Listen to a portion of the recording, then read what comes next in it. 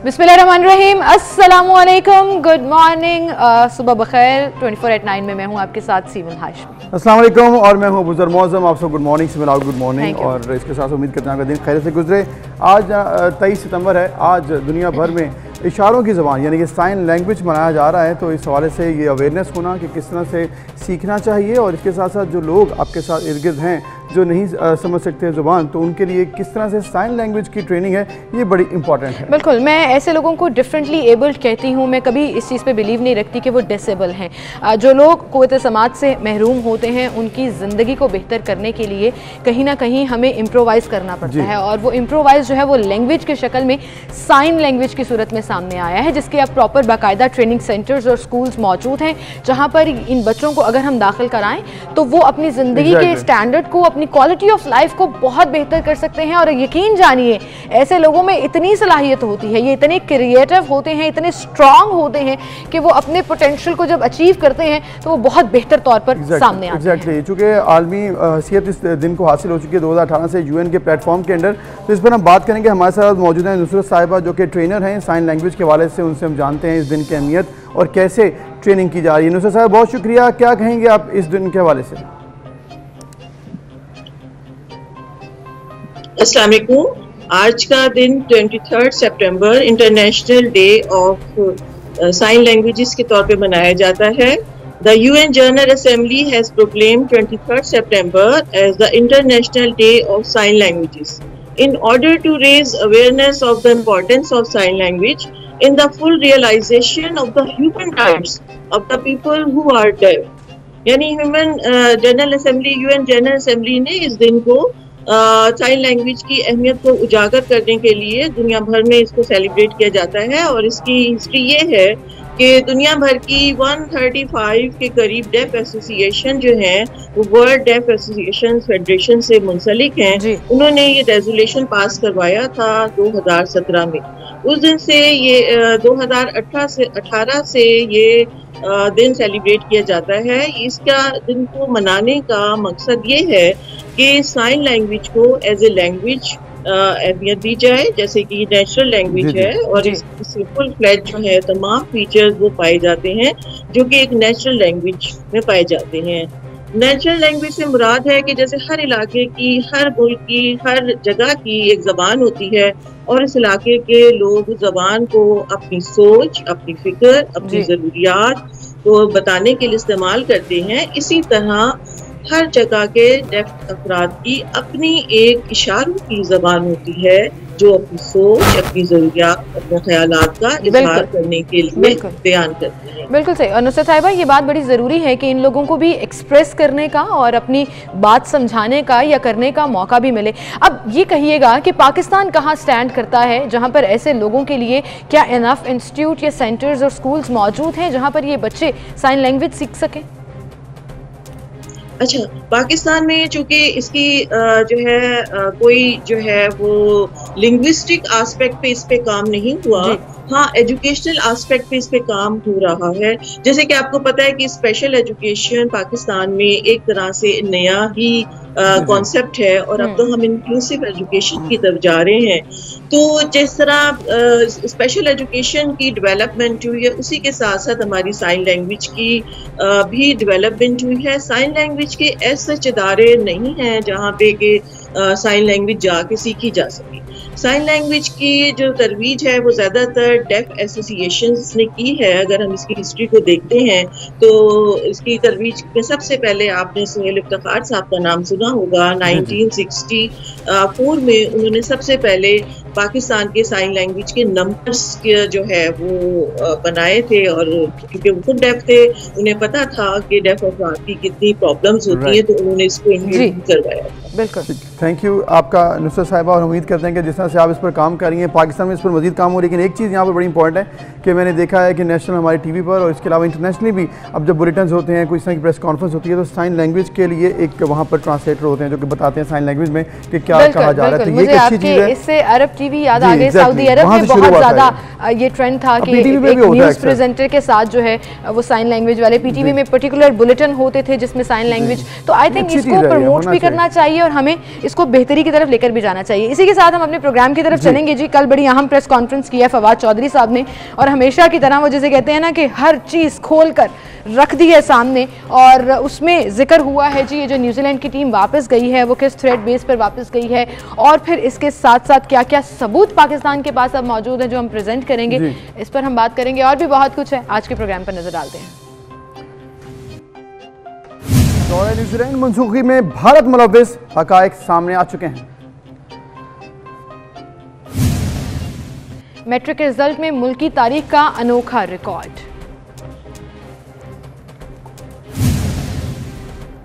महंगाई का जिम्मेदार कौन, पहले साबिका हुकूमत, अब IMF की बारी। सुप्रीम कोर्ट का कराची में नेस्ला टावर गिराने का फैसला बरकरार। लाहौर में कत्ल की लर्ज़ाखेज वारदात हुई। और कोरोना के बाद डेंगू का भी डंक तेज हो गया। जी ये थी हमारी टॉप स्टोरीज। बाकायदा आगाज़ करेंगे प्रोग्राम का और वफाकी वज़ीर इत्तलात फवाद चौधरी ने जो कल बड़ी अहम प्रेस कॉन्फ्रेंस की और पाकिस्तान का जो दौरा न्यूजीलैंड की क्रिकेट टीम ने मंसूख किया उसके मुतालिक हकायक वो सामने लेकर आए हैं। और उन्होंने कहा है कि टीम को जो धमकी आमेज जाली पोस्ट भारत से जनरेट हुई, एक ईमेल ID हमजा अफरीदी के नाम से बनाई गई और इसी ID से 15 मिनट बाद ईमेल भी की गई और उसका जो VPN है और पूरा जो बैकग्राउंड है वो इंडिया से, बिल्कुल ताने बाने इंडिया से मिल रहे हैं। और पाकिस्तान इस हवाले से इंटरपोल और FIA में भी रब्ता कर चुका है। FIA यानी कि पाकिस्तान में इस हवाले से FIR भी दर्ज हो चुकी है। हम बात करेंगे रसूल बख्श रईस साहब सीनियर एनालिस्ट हमारे साथ मौजूद हैं कि वो इस सूरत हाल को कैसे देखते हैं। रसूल बख्श रईस साहब, ये तो सबको मालूम था कि भारत कोई जो है ना मौका जाने नहीं देगा, ये तो सबको मालूम है, दुश्मन है तो उसने तो करना है। लेकिन ये जो खुलकर सामने आया इस दफ़ा कि प्रॉपर प्लान करके पाकिस्तान को इसमें कॉर्नर करने की कोशिश की गई, अब तो सब कुछ सामने है। पाकिस्तान इस हवाले से इंटरनेशनल लॉबी पर, इंटरनेशनल प्लेटफॉर्म पर भी जा रहा है। क्या कहेंगे इस पूरी साजिश के पीछे आप? वो तो दुरुस्त है, लेकिन न्यूजीलैंड की क़यादत को ये तो देखना चाहिए था कि अगर ये हिंदुस्तान की तरफ से आ रहा है और ये खेल खेला जा रहा है तो उसमें उनको फिर इस उजलत में तो यहाँ से मैदान से नहीं निकलना चाहिए था। वो हमारे साथ बैठते, तजिया करते कि कहाँ से ये धमकी आई है, हम उनको बताते कि इस धमकी की हकीकत क्या है, उसके पीछे कौन है, तो उसका तो उन्होंने मौका ही नहीं दिया। कि अगर ये करते कि चलो इस वक्त हम नहीं खेलते, ये धमकी आई है, ज़रा बैठ के आपके सिक्योरिटी के लोग, हमारे सिक्योरिटी के लोग बैठ के बात करें कि इसका ज़रिया कौन सा है, कहाँ से है, किसने दी है, इसकी क्रेडिबिलिटी कितना है, साख कितना है, तो मामलात वाजे हो जाते। तो मेरा ख्याल ये है कि इसके पीछे सिर्फ न्यूजीलैंड नहीं, मैं तो बड़ा एक खेल समझता हूँ कि जो कुछ अफगानिस्तान में 15 अगस्त को हुआ, किस्म का बयानिया मगरब में बनाया जा रहा है तालिबान और अफगानिस्तान और पाकिस्तान के बारे में, ये उसके तनाजुर में देखें तो ज़रा बात समझ में आ जाएगी। तो अब ये देखें कि अगर न्यूजीलैंड के बारे में तो एक धमकी आ गई, अब हिंदुस्तान वही करेगा जो एक दुश्मन मुल्क करता है, कोई अजीब बात नहीं है। बिल्कुल, लेकिन जो बरतानिया की टीम ने फैसला किया है, जो ऑस्ट्रेलिया की टीम कर रही है, तो उसके बारे में तो हमें सोचना चाहिए कि उनको कौन सी धमकी मिली है। बिल्कुल ठीक, बिल्कुल सही रसूल बख्श साहब। आइसोलेट करने की कोशिश की जा रही है और उसका आगाज अनफॉर्चुनेटली क्रिकेट से हुआ, जिसके लिए हमने कई साल मेहनत की। लेकिन ये जो सबूत पेश किए कल फवाद चौधरी साहब ने, जो VPNs और ईमेल IDs और पूरे जो डिजिटल फुटप्रिंट निकाले हैं इस ईमेल के, क्या उससे पाकिस्तान का स्टांस वाजे नहीं हो जाता कि भारत नहीं चाहता कि पाकिस्तान में क्रिकेट हो, अमन हो या पुरसकून एक एनवायरनमेंट हो यहाँ पर जहाँ पर दुनिया आकर देख सके इसको? देखिए, बिल्कुल पाकिस्तान का मौक़िफ़ तो वाज़े होता है और जो क्रिकेट की दुनिया है वो तो हमारी बात सुनेगी और देखेगी कि हिंदुस्तान ने कैसे जो श्रीलंका की टीम पर 3 मार्च 2009 में लिबर्टी मार्केट के करीब हमला हुआ था, उसके पीछे कौन लोग थे? वो यही तो लोग थे तो दहशतगर्द पाकिस्तानी होते हैं, पैसा भारत का या किसी और मुल्क का होता है उनके पीछे। इनके ताने बाने मिले हुए हैं और इतना बड़ा नुकसान किया हमारी क्रिकेट का, हमारी हमारे समाज सिक्योरिटी के इदारों का। लेकिन ये भी ध्यान में रखें कि उसी दिन हमारे सिक्योरिटी के 6 एहलकार शहीद हुए थे श्रीलंका की टीम की हिफाजत करते हुए। 2 शहरी भी हलाक हुए थे। एक भी हमने श्रीलंका टीम का मेंबर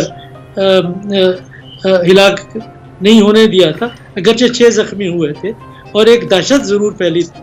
तो हम तो जान की कुर्बानियां दे के उनकी हिफाजत के लिए हैं। और हम जिस हमारी रिवायात में से है कि हम मेहमानों का कितना ख्याल करते हैं कि श्रीलंका की टीम पर जब लेकर हुए तो वो आई और वो पहली टीम थी जो पाकिस्तान में खेली थी। तो हमने यही समझा था कि दुनिया ने वापस आना शुरू कर दिया है।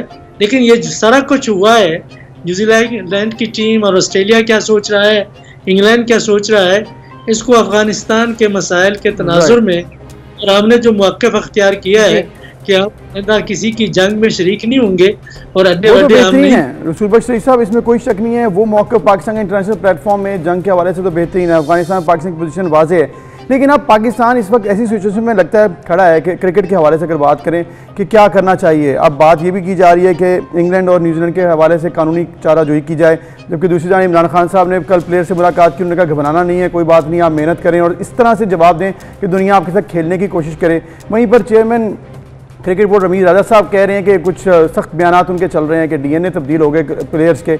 इस तरह से पाकिस्तान आपको लग रहा है मज़ीद कन्फ्यूजन का शिकार होगा, इसके कोई मुस्बत असरात होंगे? क्या करना चाहिए ऐसी पोजीशन में पाकिस्तान को?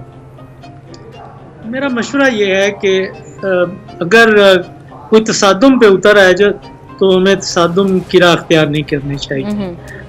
हमें हो सकता है कि उनको जेन्युइन खदशात हो, जो मैं बात कर रहा हूँ शायद वो दुरुस्त ना हो कि किसी के कहने पे उन्होंने ना किया हो, लेकिन उनकी अपनी जानों की हिफाजत की पड़ी हुई है और पाकिस्तान के बारे में जो एक इमेज फैलाया गया है और हिंदुस्तान उसमें पेश है, उसका हमें मुकाबला करना चाहिए।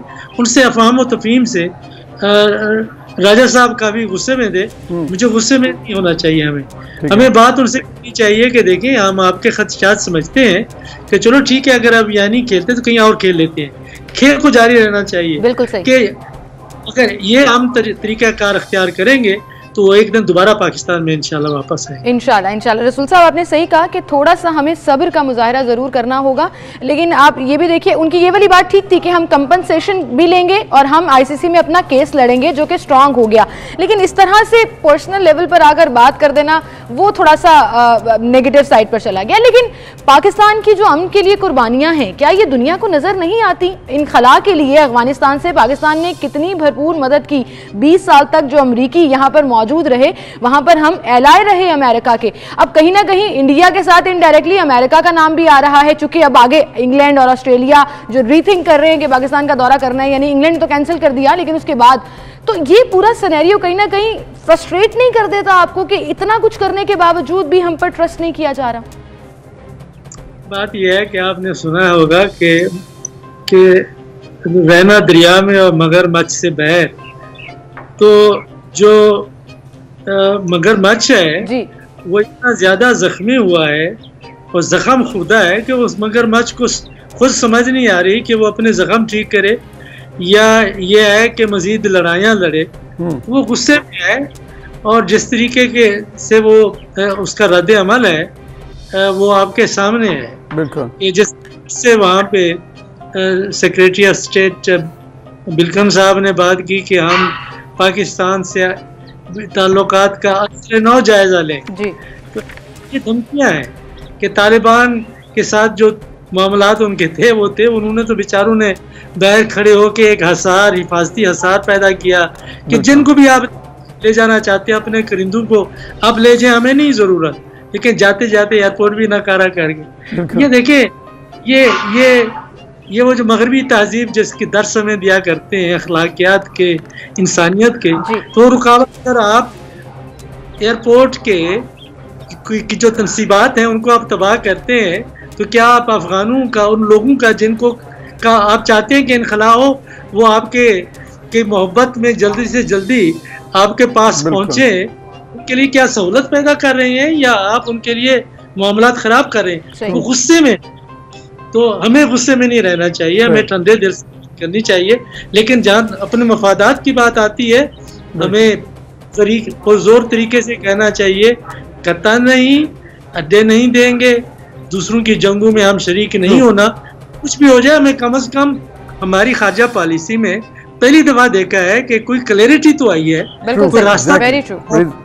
बड़ी ज़बरदस्त बात की आपने रसूल बख्श सईद साहब, की क्लैरिटी होनी चाहिए। एब्सोल्युटली नॉट, अगर आपने कहा है तो फिर कोई बात नहीं, कोई उसके वजह से आर्म ट्विस्टिंग हो सकती है, उसी का ये हिस्सा है, तो दुनिया में ये भी फेस करना पड़ेगा, लेकिन स्टांस एटलीस्ट क्लियर होना चाहिए। एक और इसी हवाले से जुड़ी खबर, इमरान खान साहब का स्टांस लगता है खासा क्लियर है, एक तो एब्सोल्युटली नॉट पर, और दूसरी जानिब कल जब उन्होंने प्लेयर से मुलाकात की, उन्हें हौसला दिया, कहा कि आप जाकर परफॉर्म करें, घबराना नहीं। एक दफ़ा उन्होंने फिर कहा है कोई बात नहीं, सिर्फ परफॉर्म करें, दुनिया आपकी तारीफ करेगी, आपसे खेलने को तरसेगी। ये कैसे आपने देखा मीटिंग को ओवरऑल? बहुत अच्छा है। देखें, ये दिलजोई के लिए भी है, और अगर मुल्क का वजीर आज़म, जो ज़ाहिर है कि कप्तान है, उसको मैं तो तरजीहन कप्तान ही कहता हूँ, कि जो उसने तारीख में, हमारी तारीख में, खेल का ताल्लुक सियासत से है, खेल का ताल्लुक आपकी सकाफत से है, आपकी तारीख से है, आपकी शिनाख्त से है। तो जो उसका किरदार रहा है, उस हवाले से हम समझते हैं कि प्लेयर्स को मदऊ करके उनके साथ बैठ के उनकी दिलजोई करनी थी। और जिस अंदाज में क्रिकेट टीम न्यूजीलैंड की जिस तरह से मैदान से भागी है, उससे बहुत दुख हुआ है मुझे ज़ाती तौर पर। सारे पाकिस्तान को बड़ी मायूसी फैली है, तो उस मायूसी को दूर करने का यही तरीका है कि जिस तरीके से इमरान खान ने खिलाड़ियों को इज्जत दी, एहतराम दिया, गले लगाया, हिम्मत दिलाई, हौसला दिलाया। और मैं ये कहूँगा कि रमीज राजा साहब को कि ज़रा थोड़ा सा धीमे रहें, ठीक है, अपने गुस्से को थोड़ा सा कंट्रोल में रखें और थोड़े धीमे रहें, तो शायद सिचुएशन हमारे हक में भी आ जाएगी। रसूल बख्श सईद साहब, आपका बहुत शुक्रिया, हमारे साथ मौजूद थे। और एक बात उनकी बिल्कुल ठीक है कि टीम को वर्ल्ड कप पर जाने से पहले एक जो अप्रिसिएशन मिलती है, एक जो जैसे कहते हैं ना कंधे पे थपकी देना, वो भी बड़ा मैटर करता है, और वो कल दिया भी है। आई होप ये टीम एक्चुअली परफॉर्म कर सके, और परफॉर्मेंस देनी है, परफॉर्म करके दिखाना है, दुनिया साथ देगी, और जब आप अच्छा खेलेंगे नंबर 1 बनेंगे, ये भी उन्होंने कहा, तो फिर सब लोग आपके साथ खेलने को तरसेंगे। तो ये चीज़ है, तो घबराना नहीं है, टेंशन लेनी, इंशाल्लाह वर्ल्ड कप में बड़ी अच्छी परफॉर्मेंस होने वाली है। बिल्कुल, एक ब्रेक लेते हैं, नाज़िम दोबारा हाजिर होंगे।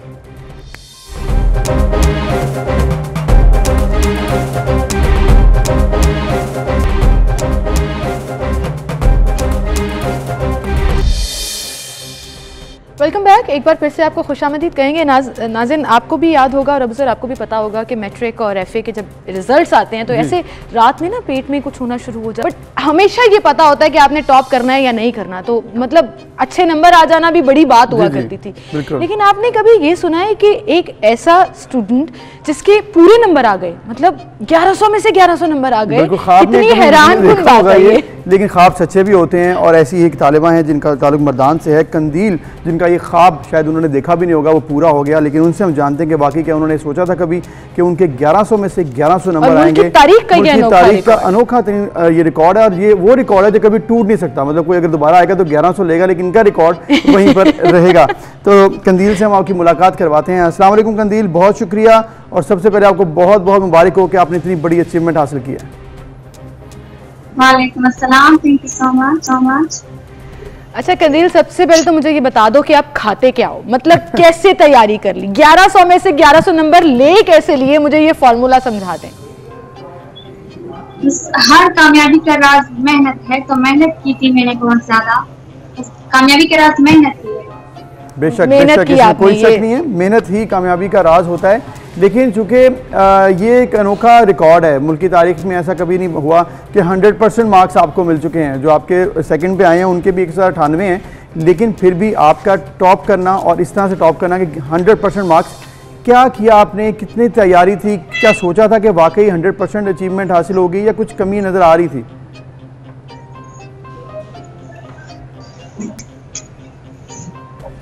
जरा रिपीट करें।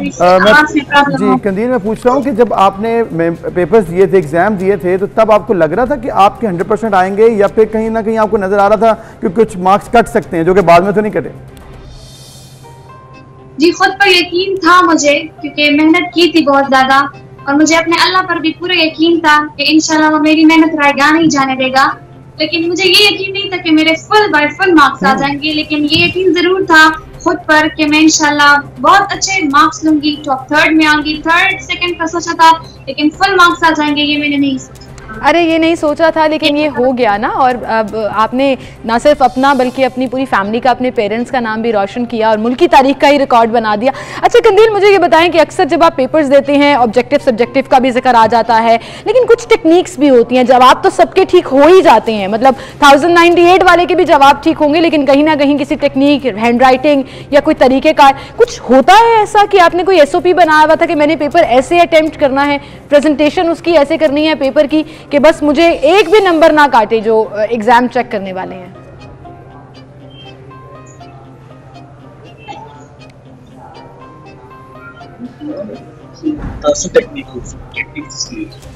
मैं नेट पर बाकायदा वीडियोस देखती थी कट मार्कर का इस्तेमाल, और हमारे टीचर्स हमें सिखा देते कि किस तरह हमने अपनी प्रेजेंटेशन को अच्छी बनानी होती है, और बाकायदा वो हमें प्रेजेंटेशन हेडिंग्स का तरीका और कैसे अटेम्प्ट करना है, पेपर किस तरह अटेम्प्ट करना है, किस तरह आपकी प्रेजेंटेशन होनी चाहिए, राइटिंग कैसी होनी चाहिए, वो बाकायदा हमारे टीचर्स हमें सिखा देते हैं। अच्छा, जबरदस्त, बाकायदा फोकस किया जाता है जी प्रेजेंटेशन के ऊपर। क्योंकि आपका ताल्लुक नौशहरा की तहसील अकोड़ा खटक से है, तो आपके डेफिनेटली पूरे इलाके को बहुत खुशी हुई होगी और बड़ी सेलिब्रेशन हो रही होंगी जब से ये खबर आई है।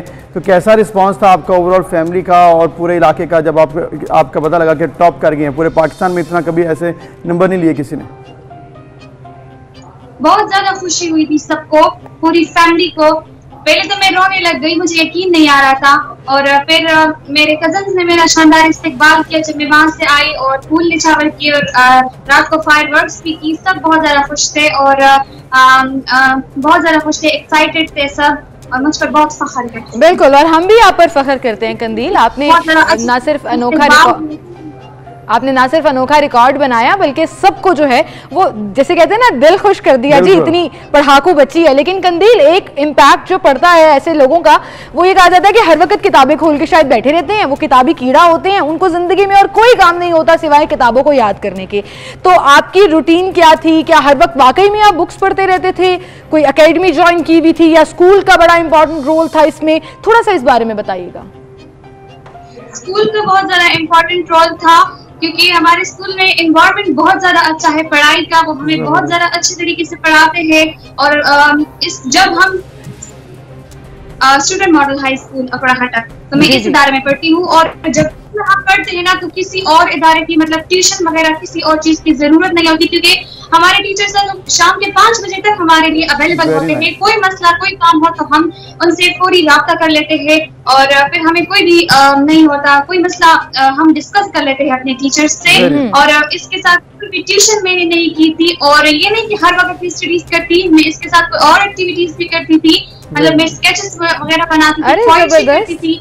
ज़बरदस्त, ये तो बड़ी अच्छी बात है। एक्स्ट्रा करिकुलर एक्टिविटीज़ भी करनी चाहिए और पढ़ाई में भी दिल लगाकर जो है वो पढ़ना चाहिए, और डेफिनेटली आपके स्कूल का, आपके टीचर्स का इसमें बहुत बड़ा हाथ है। हम उन्हें भी खराज तहसीन पेश करते हैं कि उन्होंने बड़ी ज़बरदस्त परफॉर्मेंस लेकर दी, अपने स्कूल की ओवरऑल बड़ी ज़बरदस्त उनकी परफॉर्मेंस थी। तो कंदील, अब ये बताइएगा, आपकी फैमिली, टीचर्स, आपका तमाम इलाका भी खुश है, पूरा पाकिस्तान, हम भी खुश हैं। अब आगे क्या इरादे हैं? क्योंकि माशाल्लाह जिस तरह आपने नंबर लिए हैं, साइंस तो ग्रुप है, लगता है डॉक्टर बनना है आपने, तो क्या प्लान्स हैं आगे? मैं आगे डॉक्टर बनना चाहती हूँ, अपनी कौम की खिदमत करना चाहती हूँ, और मैं जो है तो कैंसर की डॉक्टर बनना चाहती हूँ, क्योंकि मेरे वालिद साहब कैंसर की वजह से फौत हुए थे। तो मैं चाहती हूँ कि किसी के बाबा फौत ना हो।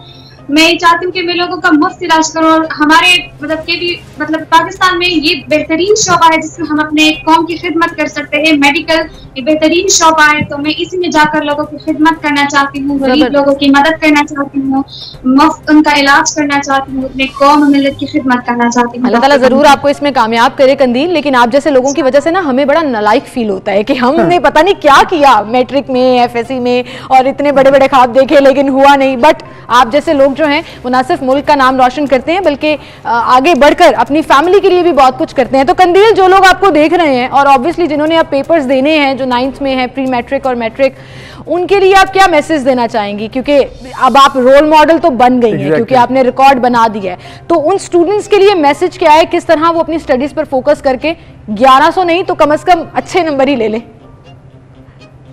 अपने स्टडीज पर बहुत ज्यादा फोकस करे, बहुत मेहनत करे, अपने इस्तेहकाम का कहना माने और बहुत ज्यादा मेहनत करे, खुद पर यकीन रखे कि मैं कर सकती हूँ और अपने अल्लाह पर भी पूरा यकीन रखे और बस मेहनत करे दिन रात। और किसी भी कोई भी मुश्किल हालात आए लेकिन आप लोगों ने हिम्मत नहीं हारनी, हिम्मत नहीं हारनी। कोई मुश्किल हालात आए तो अल्लाह ताला मदद करता है, कोशिश जो है वो रंग ले आती है। बहुत शुक्रिया कंदील, और आपको एक बार फिर बहुत मुबारक, आपकी तमाम फैमिली को, आपके टीचर्स को बहुत, आपने इतनी ज़बरदस्त अचीवमेंट हासिल की। और डेफिनेटली जी ख्वाब तो शायद उन्होंने नहीं देखा था, लेकिन जिस तरह से वो मेहनत करती दिखाई दे रही है, बताती हैं अपने स्कूल के हवाले से, जिस उन्होंने बताया कि रूटीन बड़ी अच्छी थी, तो ये चीज़ बड़ी ज़रूरी है। जरूरी है कि ट्यूशन पढ़ के ही आपने नंबर लेने, अच्छे स्कूल में अगर आप पढ़ रहे हैं तो आपके नंबर आ सकते हैं। अच्छा, टीचर्स का बड़ा इंपॉर्टेंट रोल होता है, वो सिर्फ पढ़ाई के लिए ही नहीं, बच्चे को फोकस रखने के लिए, उसकी तरबियत के लिए और उसकी ग्रूमिंग के लिए भी। तो टीचर्स को भी ये रियलाइज करना होगा कि अगर कौम के ममार वो तैयार कर रहे हैं और उनका फ्यूचर वो ब्राइट चाहते हैं, तो स्टडीज से, यानी कि ये जो किताबें होती हैं उसमें रट्टू तोता बनाने के बजाय extra out of the box जाकर सोचें और स्टूडेंट्स को सिखाए भी, ये बड़ा इंपॉर्टेंट। बिल्कुल आउट ऑफ द बॉक्स आपने कहा कि सोचना चाहिए। इसी तरह एक शख्स है जिसने ये सोचा और फिर क्या बनाया, उन्होंने पेंट से एयर कंडीशन की जरूरत खत्म कर दी। यानी कि आप गर्मियों में होंगे अगर, तो फिर आपको एसी लगाना पड़ेगा। अब आपने अगर ऐसा पेंट लगाया जो इन्होंने दरियाफ्त किया या फिर इजाद किया कह सकते हैं, उन्होंने ऐसा पेंट इजाद किया जिसके बाद अब आपको एसी लगाने की जरूरत नहीं पड़ेगी। अच्छा, सूरज की रोशनी छत और दीवारों को जब गर्म कर देती है तो घर के अंदर भी गर्मी का एहसास होता है। और पाकिस्तान में तो अब हम कहते हैं 8-9 महीने गर्मी ही रहती है, मतलब सर्दियां हम इंतजार कर रहे हैं, सितंबर ऑलमोस्ट खत्म होने वाला है, अभी तक फॉल का कोई अता पता उस तरह से पता नहीं लग रहा। अब अमेरिकी साइंसदानों ने एक ऐसा सफेद तरीन पेंट तैयार किया है जो एयर कंडीशनिंग की ज़रूरत को कम या ख़त्म करने की सलाहियत रखता है। कुछ माह कबल तैयार किए गए इस पेंट ने Guinness book of world record में जगह भी बना ली और ये अब तक का सफ़ेद तरीन, यानी कि वाइटिश ऑफ द वाइटेस्ट जिसे कहते हैं ना, वो पेंट है ये। और आलमी रिकॉर्ड बनाने के लिए तैयार नहीं किया, बल्कि इसका मकसद आलमी दर्जा हरारत, जो ग्लोबल वार्मिंग जिसका हम जिक्र करते हैं, उसमें कमी लाना है। क्योंकि ग्लोबल वार्मिंग की वजह से ओवरऑल दुनिया का टेम्परेचर भी बढ़ रहा है और ये कहा जाता है कि 2030 और 2040 में अगर ये 2 डिग्री भी बढ़ गया तो दुनिया में बहुत से ग्लेशियर्स पिघल सकते हैं। तो इसीलिए अभी आपको अपने अपने हिस्से की जो है, जिसमें कहते हैं, क्षमा जलानी चाहिए, कोशिश करनी चाहिए। तो ये भी कहा जा रहा है रिसर्चर्स के मुताबिक एक ऐसा पेंट तैयार करना वो चाहते थे जो रोशनी को इमारत की दीवार से बचाकर उन्हें गर्म होने से बचा सके। तो ऑब्वियसली जब आप एक बैरियर लेके आएंगे उससे फ़ायदा ये होगा कि गर्मी जो है वो आगे नहीं जाएगी। और यूनिवर्सिटी के मुताबिक ये पेंट 98.1% सोलर रेडिएशन को रिफ्लेक्ट कर सकता है, जबकि इंफ्रारेड हरारत को भी खारिज करता है। तो इसकी वजह से ये जो इजाद इन्होंने बनाई है, आइंदा चंद सालों में मेरा ख्याल है ये पाकिस्तान या दीगर ममालिक तक भी पहुँचेगी। तो फिर कम अज़ कम, अगर बिजली सस्ती गवर्नमेंट तो नहीं कर सकती, लेकिन आप अपने एसी की जो है ना वो कोशिश कम कर सकते हैं। 1000 स्क्वायर फीट रख करने से इतनी कूलिंग हुई जो 10 किलो वाट्स पावर के बराबर समझी जाती है। मतलब उन्होंने जो पूरी अपनी टेक्निक्स को इस्तेमाल भी किया और देखा भी। तो आई होप कि यहाँ पर अवेलेबल हो। हमें गर्मी से जान छूटने पे इतनी खुशी नहीं होगी जितना बिल कमाने पर खुशी होगी और ये हमारा सबसे बड़ा रिलीफ होगा। एनीवेज जी, हम देखते हैं कि आगे आइंदा सोलर पाकिस्तान में इस हवाले से क्या किया जाता है। अभी एक ब्रेक, फिर मिलते हैं।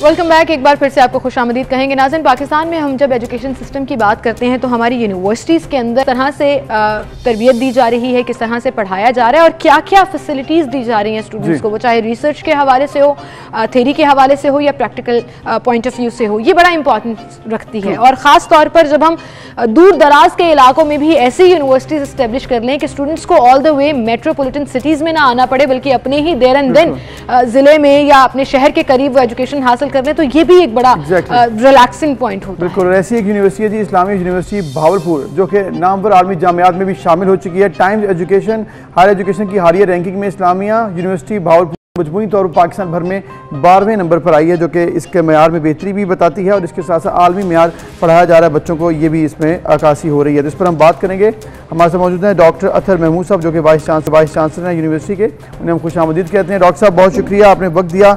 सबसे पहले तो आपको मुबारक कि आपकी जो कोशिशें हैं वो रंग ले आई हैं और यूनिवर्सिटी हर साल पिछले साल से बेहतर कारकर्दगी दिखा रही है। जी शुक्रिया बहुत बहुत। और मैं आपका शुक्रिया अदा करूँगा कि आपने मुझे इनवाइट किया और मैं तमाम रोही टीवी के नाजरीन को अस्सलाम वालेकुम कहना चाहता हूँ। बहुत शुक्रिया जी। डॉक्टर साहब, आपने जैसे जिक्र किया और हम जैसे बता रहे थे कि 12वें नंबर पर आई है और जनूबी पंजाब का अगर जिक्र करें तो उसमें सरे फहरिस्त यूनिवर्सिटी है। What are the positive points जो ऑप्ट किए पिछले 1 साल में कि ये रैंकिंग बेहतर हुई है? जी सीमल, बहुत बहुत शुक्रिया। पहले तो मैं माजरत खाऊं, मैंने गलती से चैनल का नाम 24 न्यूज़, वो भी हमारा ही चैनल है, हमारा ही नेटवर्क है, हमारा ही प्लेटफॉर्म है। जी जी जी बिल्कुल। तो इस हवाले से मैं ये शेयर करना चाहूँगा कि इस्लामिया यूनिवर्सिटी ऑफ बहावलपुर में पिछले 2 साल से जो हमने यहाँ पे ट्रांसफॉर्मेशनल चेंजेस लेके आए, हमने अपनी फैकल्टी की तादाद को पिछले 2 साल में डबल किया, पीएचडी क्वालिफाइड फैकल्टी की तादाद को डबल किया, वो तकरीबन इस वक्त 500 से तजावुज़ कर रही है, और जो नए एकेडमिक प्रोग्राम्स लॉन्च किए और जो पब्लिक को, स्टूडेंट्स को फैसिलिटेट किया, तकरीबन 60 किलोमीटर रेडियस तक हमने अपनी ट्रांसपोर्ट सर्विस को कंटिन्यू किया ताकि जो नवाही शहर है उससे स्टूडेंट्स आ सकें। तो ओवरऑल फिर इसका जो इम्पैक्ट हुआ, एक तो रैंकिंग्स में जो इम्पैक्ट आ रहा है, लेकिन उसके अलावा जो रिस्पांस है स्टूडेंट कम्युनिटी का, प्रोस्पेक्टिव एप्लीकेंट्स का, कि 2019 फॉल में हमारे पास 58,000 एप्लीकेशंस आई थी दाखिले के लिए, 2020 में वो 90,000 आई थी, और इस साल अभी तकरीबन 15 दिन बाकी हैं और 1 लाख से तजावुज़ कर गई, और हम समझते हैं कि तकरीबन ये 1.25 लाख एप्लीकेशन इस साल आएंगी।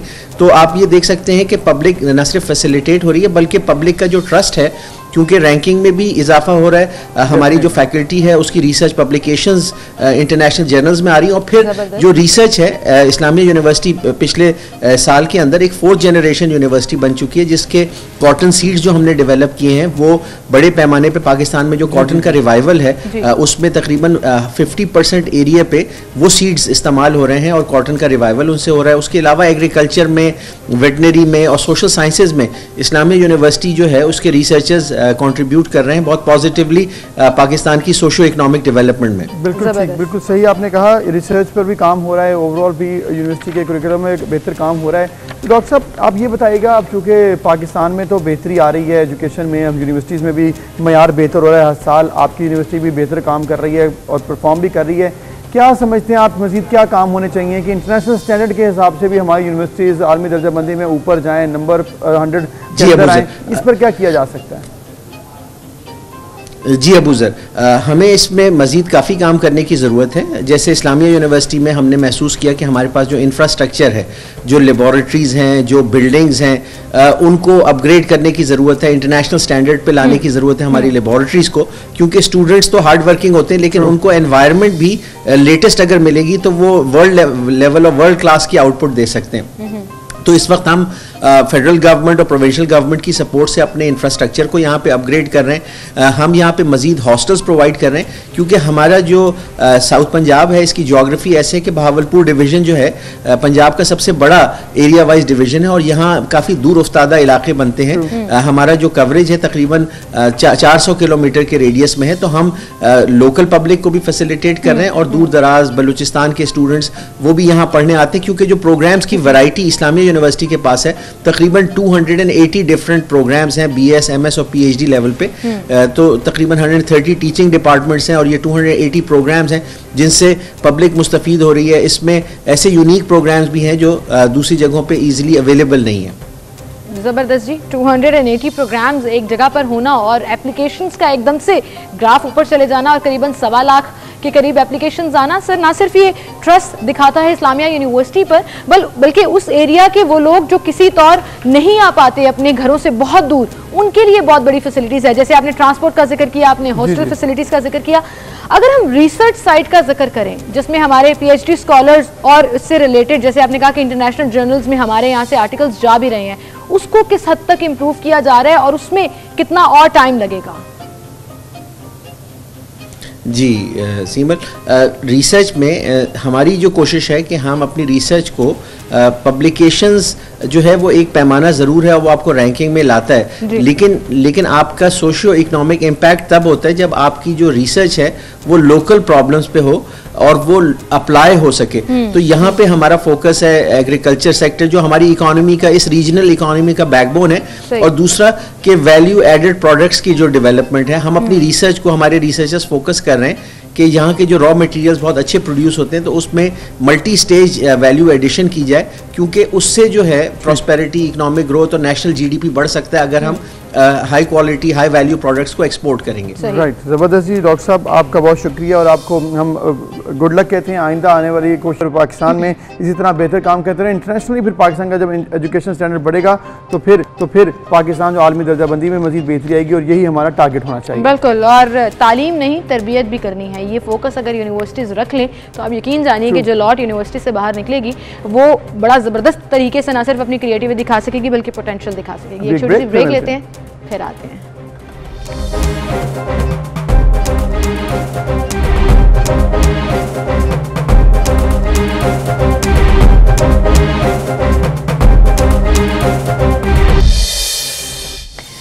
वेलकम बैक जी, एक बार फिर से आपको खुशामदीद कहेंगे और जिक्र करेंगे कुछ पॉलिटिक्स का और ख़ास तौर पर गवर्नमेंट की परफॉर्मेंस का कि किस तरह जो है वो डिलीवर करने के लिए मुतहरिक है। हाँ, ईवीएम की बात करें तो बहुत मुतहरिक नज़र आते हैं। तमाम वफाकी वज़रा भी और प्रेस कॉन्फ्रेंसेस में बाकायदा जो है वो जुमलेबाजी चल रही होती है, कभी इलेक्शन कमीशन से कभी अपोजिशन से। लेकिन जब आवाम को डिलीवर करने की बारी आती है और महंगाई की बारी आती है तो ऐसी ऐसी लॉजिक्स सामने आ जाती हैं कि आप खुद भी हैरान रह जाते हैं कि क्या वाकई में इन हुक्मरानों को आवाम जो महंगाई में पिस रहे हैं उनका ख्याल है भी या नहीं। ट्रू, और अभी ये सूरत हाल जो है अब इलेक्ट्रॉनिक वोटिंग मशीन के हवाले से इस वक्त चल रही है। फिर इलेक्शन कमीशन के हवाले से अगर बात करें तो उन्होंने भी मुतल्लिका हुकाम को आइंदा इंतखाबात के लिए गलतियों से पाक इलेक्ट्रॉनिक वोटिंग मशीन तैयार करने की हिदायत भी कर दी। और उन्होंने ये भी कहा है कि स्पेशल सेक्रेटरी समेत तमाम विंग्स के हुकाम जिसमें उन्होंने शिरकत की, उन्होंने कहा कि आइंदा इंतखाबात के हवाले से जो हमारी रिक्वायरमेंट है वो गवर्नमेंट ने भी पूरी नहीं की। इसका मतलब है कि इलेक्शन कमीशन अपने तौर पर इलेक्ट्रॉनिक वोटिंग मशीन पर काम करना चाह रहा है और वो ये चाह रहा है कि हमें कि वो अपने कंडीशंस पर हों। लेकिन दूसरी तरफ गवर्नमेंट जो है वो चाह रही है कि जो इलेक्ट्रॉनिक वोटिंग मशीन हम बना चुके हैं वो ही इम्पोज हो, और यहीं पर सूरत हाल मजीद ख़राब होती है जब जो कमेटी बनाई गई है इंतखाबी इस्लाहात के हवाले से उस पर तहफ़्फ़ुज़ात का इज़हार किया जाए तमाम स्टेक होल्डर्स की जानिब से। बिल्कुल, इस हवाले से हम बात करेंगे और ये तमाम सिनेरियो डिस्कस करेंगे। सीनियर एनालिस्ट अंजुम रशीद साहब हमारे साथ मौजूद हैं। अंजुम साहब, बहुत शुक्रिया वक्त देने के लिए। सबसे पहले तो हम चूँकि ईवीएम का जिक्र कर रहे हैं तो उसी से बात का आगाज़ भी कर लेते हैं कि ये जो ईवीएम के ऊपर इसी मशीन के इस्तेमाल के ऊपर इसरार किया जा रहा है, ये क्यों, जिसे कहते हैं ना कि बात टल क्यों नहीं रही है, आगे क्यों नहीं बढ़ी है, मूविंग फॉरवर्ड वाला एलिमेंट क्यों नहीं आ रहा कि इलेक्शन कमीशन के एतराज़ात भी दूर किए जाएं, ऑपोजिशन को भी ऑन बोर्ड लिया जाए और एक लार्जर स्केल के ऊपर इस चीज़ के ऊपर काम किया जाए। देखिए, इस ईवीएम पे जिद करना और ये जिद करना कि यही मशीन हम जो है वो इंतखाबात में इस्तेमाल करेंगे और हर सूरत करेंगे और किसी सूरत नहीं नज़रअंदाज करेंगे, ये जो जिद है ये शकूक पैदा कर रही है कि इसके अंदर जो है वो अपोजिशन इससे डरी हुई है कि गवर्नमेंट जो इतनी जिद कर रही है इसके पीछे कोई उन्हें अपोजिशन को कोई बहुत ज़्यादा नुकसान पहुंचाने की कोशिश ना हो इलेक्शन कमीशन में। और इलेक्शन कमीशन भी कोशिश कर रहा है कि वो अपनी गैर जानिबदारी को कायम रखे, वो इलेक्ट्रॉनिक सिस्टम पर एतराज़ ना करे, लेकिन जो इलेक्शन कमीशन को खदशात हैं कि जिससे इलेक्शन कमीशन की कारकर्दगी मुतासर हो कि लोग इलेक्शन कमीशन पे एतराज़ करें कि उन्होंने कोई इलेक्शन जो है वो फेयर और नहीं हुए हैं, तो वो इलेक्शन कमीशन कोशिश कर रहा है कि इलेक्शन को फेयर रखने के लिए और दुरुस्त रखने के लिए, एक्यूरेट रखने के लिए वो भी कोशिशें करे और गैर जानिबदार भी सही। लेकिन अंजुम साहब, अब इमरान खान साहब ने ये भी कह दिया है, आप भी अक्सर ये कहते हैं कि ओवरसीज़ पाकिस्तानी जो हैं वो इमरान खान की ताकत बन सकते हैं, और हम जो रिसर्च अभी देख रहे थे उसके मुताबिक भी तकरीबन जो 1 करोड़ पाकिस्तानी बाहर के ममालिक में रहते हैं उसमें से बहुत ज़्यादा बड़ी परसेंटेज जो है वो पाकिस्तान तहरीक इंसाफ की सपोर्ट में नज़र आती है। और ये भी कहा जा रहा है कि ये तमाम जिनके पास नायकॉप हैं वो रजिस्टर्ड वोटर्स बन गए अगर, तो बहुत बड़ा चेंज आ सकता है। जिसके जवाब में इमरान खान साहब ने कहा कि ये इसीलिए जो करप्ट माफिया है, करप्ट सिस्टम है, वो नहीं चाहता कि इलेक्ट्रॉनिक वोटिंग का इस्तेमाल किया जाए। तो ये तमाम दोनों चीज़ें वापस लग रहा है कि मिल गई आपस में। इमरान खान का ख्याल है कि जो बैरून मुल्क 1 करोड़ पाकिस्तानी हैं वो उनकी बड़ी तादाद जो है वो तहरीक इंसाफ को वोट देगी। लेकिन इमरान खान का ये जो ख्याल है ये ख्याल आराई है, क्योंकि एक बात देखने में आई है दूसरे ममालिक में भी जो गैर मुल्की तारकीन वतन होते हैं वो उनकी बहुत कम तादाद जो है वो इलेक्शन के दिन वोट डालती है, तकरीबन 10%। और जो वोट डालते हैं उसमें भी सारे के सारे जो है जो रिसर्च आपने पढ़ी और मैंने भी देखी है, उस रिसर्च में भी कुछ 60% के करीब या 50% के करीब जो है वो इमरान खान को वोट पड़ेंगे, और वो भी 10% का 50% क्या बनता है। तो मैं नहीं समझता कि बैरून मुल्क जो तारकीन वतन हैं उनको इमरान खान जो समझ रहे हैं कि उनको वोटिंग लिस्ट में शामिल कर लिया गया, उनके वोट शामिल कर लिए गए तो इमरान खान स्वीप कर जाएंगे। इमरान खान के स्वीप करने का चांस जो है वो मौजूद तारकीन वतन की वजह से नहीं है। इनको पाकिस्तान के अंदर जो है वो मामलात हल करने पड़ेंगे। अच्छा, वोटर्स को खुश करना पड़ेगा, वोटर्स को खुश करना पड़ेगा। लेकिन जो इल्जामात लगा रही है ऑपोजिशन, वो ये कह रही है कि ये जो मशीनें ये लोग लेकर आ रहे हैं इसमें धांधली के इम्कानात हैं, जो कि इलेक्शन कमीशन ने भी बता दिया। 37 एतराजात लगाए कि इसको चेंज करें। ये मुझे समझ नहीं आ रहा गवर्नमेंट ई वोटिंग को आई वोटिंग के साथ मिक्स क्यों कर रही है। आप ऑनलाइन जाएं, आप डिजिटल भी जा सकते हैं, लेकिन इस्लाहात में सबका मुत्तफिक होना भी जरूरी है और चीजें बेहतर होना भी जरूरी है। ये वो मशीनें नहीं है जो अमेरिका में इस्तेमाल हो रही हैं, जो बाकी जगहों पर इस्तेमाल हो रही है। बहुत सी कंट्रीज ने इसको रिजेक्ट भी कर दिया सिर्फ इन बेसिस के ऊपर कि इसके अंदर धांधली के खदशात ज्यादा मौजूद हैं। ये कंफ्यूजन क्यों पैदा की जा रही है कि अमेरिका में भी यही मशीन यूज होती है, जी हम भी यही करें? ऐसा नहीं है, ये क्लियर करना पड़ेगा। हाँ, एक तो ये कि ये काम जो है वो कौन सी मशीन सेलेक्ट करनी है ये अल्टीमेटली जो है ये इलेक्शन कमीशन ही करेगा। और जब इलेक्शन हो रहे होंगे तो इमरान खान पाकिस्तान के वजीर आज़म नहीं होंगे, यहाँ अबूरी हुकूमत होगी। पाकिस्तान के आइन में जो इलेक्शन है वो अबूरी हुकूमत कराती है, तो 2023 में अबूरी हुकूमत होगी और इलेक्शन कमीशन यही होगा। इसलिए ये नहीं हो सकता। तो एथिकली ये गलत हो गया ना। एक तो आपने खुद मशीन बना दी एक बड़ी पार्टी और हुकूमत होने के चक्कर में, उसके बाद आप एतराजात भी नहीं मान रहे और फिर आप कह रही हैं इसी मशीन के जरिए हम वोटिंग कराएंगे। सब जिसने मानना है माने, नहीं तो हम इलेक्शन कमीशन के खिलाफ बातें करेंगे। विफाकी वज़रा ये कर रहे हैं। जिस तरह से इमरान खान जिद करके इसी मशीन को इसी तरीके से करवाना चाह रहे हैं, उसमें तो मुल्क में जो है वो फसाद हो जाएगा और अगला इलेक्शन जो है वो साफ और क्लियर नहीं हो सकता। तो अगला इलेक्शन जो है वो मेरा भी ख्याल ये है कि इतना बड़ा मसला नहीं बनेगा क्योंकि अबूरी हुकूमत होगी। लेकिन उससे पहले तैयारी तो अंजुम साहब मैटर करती है ना। और जो इस्लाहाती कमेटी बनानी है उसमें फजल रहमान साहब ने भी इतराज़ कर दिया, नून लीग ऑलरेडी उसमें बिलिंग नहीं है। लग रहा है ये मामला जो है वो 2023 के बाद आगे चला जाएगा। लेकिन गवर्नमेंट फिर यही कहेगी जी करप्ट माफिया ने इलेक्ट्रॉनिक वोटिंग मशीन जो है वो नहीं आने दी, इस्लाहात नहीं आने दी है। तो बेसिकली इन खबरों के लिए भी तैयार रहें। आगे एक और चीज़ जो कि तैयारी पकड़ी है, इमरान खान साहब ने कल विफाकी वजारतों के साथ उन्होंने मीटिंग की और आइंदा के 2 साल का उन्होंने टारगेट दिया जिसे कहा गया है परफॉर्मेंस एग्रीमेंट। और उसमें तर्ज हुक्मरानी, सालाना अहदाफ, हुकूमत के लिए सालाना अहदाफ, पंजाब को स्पेसिफिकली फोकस किया गया। उन्होंने कहा हमने पैसे नहीं खर्चने, हमें लोगों की ज़िंदगी बदलनी है और ये नज़र आएगी आइंदा इंतखाबात में लोग जब वोट करेंगे। ये कैसा आपने देखा ये जो अहदाफ सेट किए हैं? उन्होंने इमरान खान ने कल जो है ये जो आप बात कर रहे हैं, उन्होंने कहा कि इंतखाबात के लिए अगला मैदान जंग पंजाब है जी। यानी उन्होंने ये बात तस्लीम कर ली कि पंजाब में आज भी नवाज शरीफ का वोट बैंक जो है वो मौजूद है, जो उनको मुश्किलात पैदा करेगा, उनको जीतने नहीं देगा या उनके जीतने की राह में रुकावट होगा। नवाज शरीफ को नाहल करार दिया गया, उन्हें सजा दी गई, वो लंदन भेज दिया गया, मरियम को जेल भेजा गया, नवाज शरीफ को जेल भेजा गया। इसके बावजूद इमरान खान ने तस्लीम कर लिया कल कि अगला मैदान जंग जो है वो पंजाब है और पंजाब में जो है नवाज शरीफ का वोट बैंक जो है वो कायम है और इमरान खान फैक्टर होता है पंजाब बकायदा। तो 7% है नहीं, ये सिर्फ अच्छा पंजाब की बात करने से जो है एक और बात भी सामने आई कि इमरान खान ने यह भी तस्लीम कर लिया कि अंदरून सिंध जो है वो पीपल्स पार्टी की मकबूलियत को कम नहीं कर सकते। उन्होंने कहा कि सिंध में वो बेबस हैं। जब उन्होंने कहा कि अगला मैदान जंग पंजाब है, उन्होंने सिंध को या और किसी को नहीं, केपी को नहीं कहा। केपी में तो वो जीत रहे हैं, वो तो क्लियर है। लेकिन सिंध में उन्होंने कहा है कि उन्होंने उनकी मैदान जंग पंजाब को करार देने का मतलब है कि सिंध में वो पीपल्स पार्टी की मकबूलियत को जो है वो मुतासर नहीं कर सकते। अच्छा, एक और बड़ी ये तो सारे पॉलिटिकल एस्पेक्ट्स हो गए ना। आप अपनी बात कंप्लीट करिए। अच्छा, एक और उन्होंने बात बड़ी इंपॉर्टेंट की है। उन्होंने कहा कि पंजाब में अगले 5 साल बाद लोग भूल जाएंगे कितनी तब्दीलियां की थी। अच्छा। लोग यानी कि एक बात उन्होंने मान ली कि पंजाब में जो उन्होंने चीफ सेक्रेटरी और आईजी जो तब्दील किए हैं इससे हालात खराब हुए हैं। वो ये कह रहे हैं कि नहीं 5 साल बाद जो क्या अफेक्ट होगा। अब भाई एक चीफ सेक्रेटरी को, एक आईजी को और एक किसी सेक्रेटरी को जो किसी महकमे को या पंजाब पूरे को समझने के लिए कम से कम 6 महीने का अरसा चाहिए। उसके बाद ये बहस तो बड़े अरसे से चल रही है। लेकिन आप जो कह रहे हैं ना कि उन्होंने मान लिया, उन्होंने माना नहीं है। वो लॉजिक्स दे रहे हैं, वो अपने पूरे तमाम 3 साल में लिए गए डिसीजंस को जस्टिफाई कर रहे हैं और कह रहे हैं हमने अगले 2 साल में भी तब्दीली लानी है। लेकिन जो इन 3 सालों में आवाम की जिंदगी में तब्दीली आई है, अगले 2 साल भी आती रही तो बेचारे आवाम के तो फिर अल्लाह ही हाफिज है। लेकिन अंजुम साहब, एक जो एजेंडा सेट किया है, जो पूरे पॉइंट्स रखे हैं इसमें परफॉर्मेंस एग्रीमेंट के अंदर, उसमें बार बार कहा गया है हुकूमती एजेंडे को आवाम तक लाएंगे, हुकूमती एजेंडे की तस्लील को यकीनी बनाएंगे। हुकूमती एजेंडा है क्या? अच्छा, इस पर कोई बात नहीं कर रहा। महंगाई कम करना क्या इनके एजेंडे में शामिल है? बड़ा सिंपल सा सवाल। हुकूमती एजेंडा जो है वो बहुत क्लियर है। वो शौकत तरीन ने भी बात की, उस पर भी बात करेंगे। हुकूमती एजेंडा एक तो जो है वो महंगाई और बेरोजगारी है, दूसरा हुकूमती एजेंडा जो खत्म करना या लेकर आना, मजीद बढ़ाना। ये बड़ा कंफ्यूजिंग हो गया है, महंगाई और बेरोजगारी।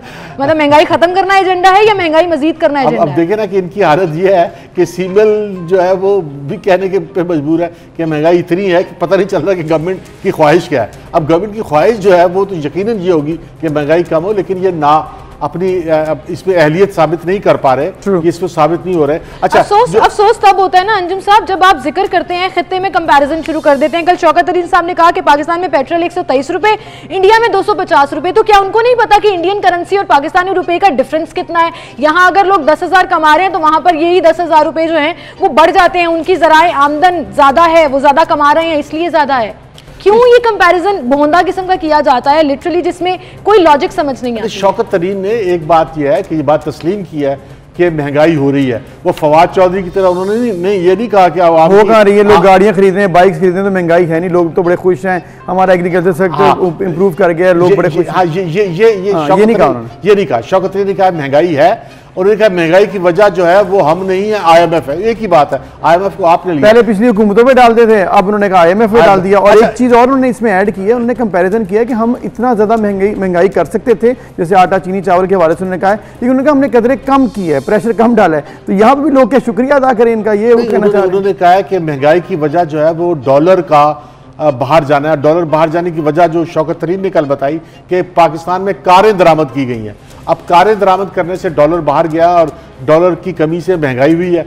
फिर उन्होंने कहा कि डॉलर अफगानिस्तान गया। अब पाकिस्तान की जो खारजा पॉलिसी है, शौकत तरीन ने उसको भी महंगाई की वजह बताया कि पाकिस्तान की खारजा पॉलिसी ऐसी है कि जिसकी वजह से महंगाई भी पाकिस्तान से जो है वो डॉलर अफगानिस्तान जा रहा है। अच्छा, फिर लेकिन शौकत तरीन ने महंगाई को कंट्रोल करने के लिए वो फूड इंस्पेक्टर वाला सिस्टम जो मुशर्रफ के पीरियड में खत्म हो गया, दोबारा लाने की कोशिश। तो इसका मतलब ये कि इनके एजेंडे में फूड इंस्पेक्टर और महंगाई कंट्रोल करने के मजिस्ट्रेट भी शामिल है। इनके एजेंडे में जो है वो सीवरेज सिस्टम ठीक करना, सफाई का सिस्टम ठीक करना, सड़कें ठीक करना, बिजली का निजाम ठीक करना, ये भी जो है एजेंडा। अंजुम साहब, ये तो पहले जब गवर्नमेंट ने आना था पाकिस्तान तरीके साहब की, तो 100 डेज एजेंडा भी बनाया था। बाकी जो 2 साल रहेंगे उसके लिए एजेंडा बना दिया है। अब मामला ये है कि ये एजेंडा बनाने और हैं, इस पर इंप्लीमेंटेशन करना से सवाल होता है। लास्ट 3 ईयर्स में क्या किया, पहले 100 दिन में क्या किया, और आइंदा 2 साल में क्या करेंगे? अवाम मेरे ख्याल में इसका बेहतर जो है वो जवाब दे सकते हैं। कितना आसान होता है कि ये सारे का सारा इल्जाम आप लोगों पे डाल दो कि उन्होंने गाड़ियां दरामद की, आप अफगानिस्तान पे डाल दो कि हमारी वो पॉलिसी ठीक नहीं थी, फलां पॉलिसी ठीक नहीं थी। कल भी हम इस पर जिक्र कर रहे थे कि जब आपने मिनिमम शराय सूद रखी होगी तो लोग ये करेंगे। आपकी अपनी पॉलिसी रीडिफाइन करने की जरूरत है, जहां पर आप ना सिर्फ सैंक्शंस लगाएं इन चीजों के ऊपर, आप दरामदात को कम करें, तभी आपके हालात बेहतर होंगे। क्यों इनको ये समझ नहीं आ रही है? सिंपल सी बात नहीं, इनको समझ में आ रही है बात, इसीलिए समझना नहीं चाह रहे। नहीं समझना नहीं चाह रहे, एक्चुअली इनसे मिस्टेक हो रही है और ये पूरी तरह से परफॉर्म नहीं कर पा रहे और अपनी अहलियत साबित नहीं कर पा रहे।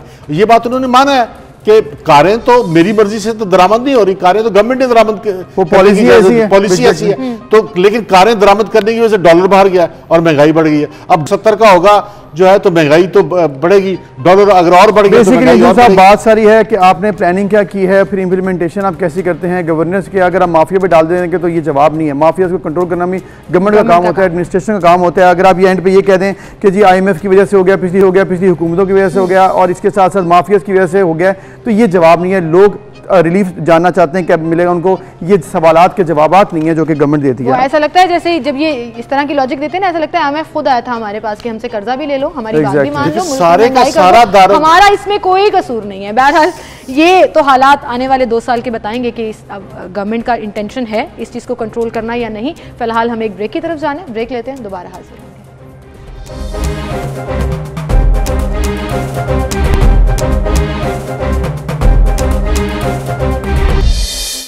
Welcome back viewers.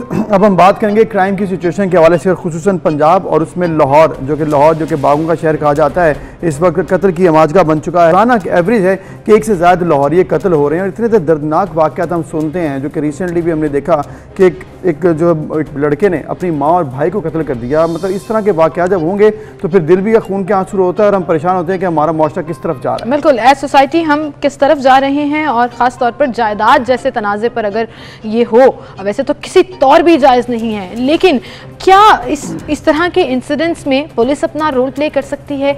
कैसे हम एज सोसाइटी इस चीज़ को बेहतर कर सकते हैं, इस पर हम बात करेंगे। Senior crime reporter Irfan Malik हमारे साथ मौजूद हैं। एक और इंसिडेंट भी हुआ कल, उस पर भी उनसे बात करेंगे। इरफान, जो कल इंसिडेंट हुआ हरबंसपुरा में, सबसे पहले हम उसकी बात कर रहे हैं। किसी बेटे का कैसे दिल कर सकता है कि वो अपनी माँ को कत्ल कर दे एक जमीन के टुकड़े के लिए? भाई कत्ल करने के वाकयात हमने बहुत सुने हैं, लेकिन माँ का रिश्ता तो ऐसे होता है जो पैदा होने से लेकर आखिर तक आपके साथ होता है। सिबल, ये ऐसे वाकयात जो हैं ये अब मामूल बनते जा रहे हैं। अगर आप लाहौर का जो क्राइम का डाटा देखें जिसके अंदर कत्ल की वारदातें हैं, तो इसमें आपको बेशतर ऐसे कत्ल नज़र आएंगे जो भाई ने भाई को कत्ल किया, भाई ने बाप को कत्ल किया, या बाप ने बेटे को कत्ल किया, या बेटे ने अपनी बहन को कत्ल किया, या अपनी माँ को कत्ल किया। तो इस तरह के वाक़यात जो हैं ये मामूल बनते जा रहे हैं। और लाहौर, जिसको हम बागों का शहर कभी कहते थे, कभी कॉलेजेस का शहर कहते थे, वो अब कत्लगाह की सूरत इख्तियार करता जा रहा है। अगर हम रिसेंटली जो एक अफसोसनाक वाक़या रूनुमा हुआ हरबंसपुरा में, तो इसमें देखें तो सिर्फ 6 मरले की ज़मीन थी, और इस 6 मरले ज़मीन के जो वारिस थे वो 2 भाई थे, जिसमें से एक भाई ने पूरा जो घर था 6 मरले का, वो तमाम का तमाम घर जो है वो अपने हथियाने की कोशिश के अंदर उसने पहले अपनी माँ को कत्ल किया कुल्हाड़ी के वार करके, और उसके बाद अपने भाई को कुल्हाड़ी के वार करके कत्ल किया। और ये दोनों को कत्ल करने के बाद इस मुलजिम की दीदा दिलेरी देखें कि वो पुलिस स्टेशन में गया।